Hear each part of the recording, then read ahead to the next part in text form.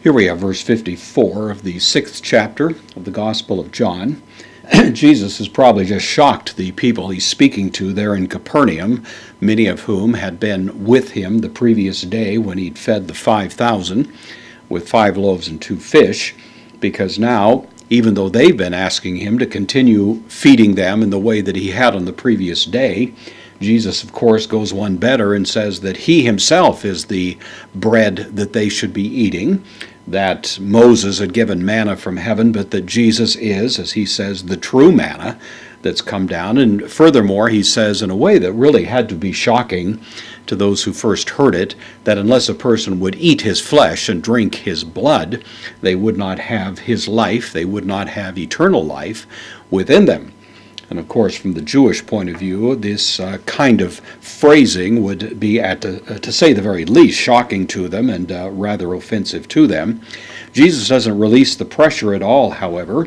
He continues in the verse 54, ho, the article, masculine, singular, nominative, ho, trogon.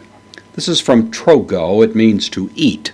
The word that's been used up until this point is phagomai, which means to eat in a general sort of way. This word is actually much stronger. It almost carries the idea of crunching something, of really eating it in a way that focuses on the mechanics of eating itself. And so, if anything, we're just seeing Jesus actually putting increasing pressure on this, insisting that there has to be an actual consumption by eating of that which he's speaking of, and of course that happens to be mu. And you notice the mu, which would normally go at the end, it would be tein sarka mu, my flesh. When you have the possessive pronoun up front is here, he who eats my, then tein sarka. This puts additional emphasis on it. And so the force of that is as if you were saying it, you'd put special emphasis on it. The one who eats my flesh.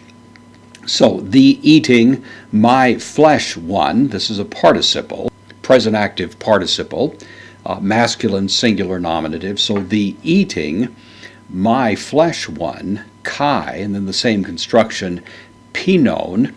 This is from pino.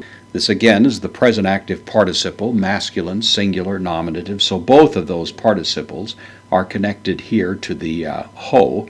So the eating my flesh and drinking, and then again you notice the mu comes up front, as if once again to put special emphasis on it, and the drinking, the of me, to haima, the of me blood, my blood, again emphasis on it. So Jesus says, unless a person eats my flesh and drinks my blood, that's the force of it, that person, eke, from echo, first person or third person singular, present active indicative, has, that person has as a present possession, zoein, life, zoe is the word, and then ionion, life of the ages or life into the ages, or idiomatically comes over as eternal life. So the eating my flesh and drinking my blood one has life eternal. Kago is a contraction of the two words kai and ego, so and I put together, and then anastaso. From anistemi, it means to make, to stand. This is the first person singular future active indicative. I will make him stand. So the one who eats the flesh, drinks the blood, I will make him stand. Auton is the direct object of anastaso, I will make him stand, and then te, the dative of reference, with reference to, this is the article, dative singular feminine, te escate, the last, from eschatos, last is in eschatology, and then hemera, the last day. I will make him stand with reference to the last day. Just a footnote here, of course, Jesus makes reference to the last day.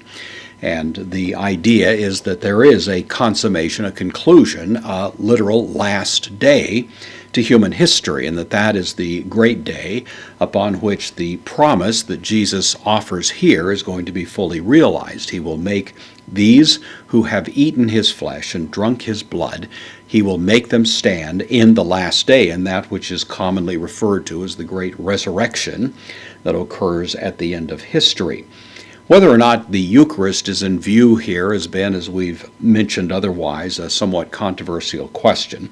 It seems to me that it has to at least be to some degree contemplated. The language is so colorful and graphic that it's hard to avoid it, and yet at the same time there's no sense in which there's some sort of automatic conferring of the benefits of participating in the Eucharist. Jesus has already, in a sense, qualified anything he says here by his prior statement that one must come to him in faith. And so we would assume that in the ordinary course of events, a person comes to Christ in faith, and that as they participate in the Eucharist, they are doing so in that same faith, and it is with respect to those that he makes the promises that have been so dear and meaningful to Christian people down through the centuries.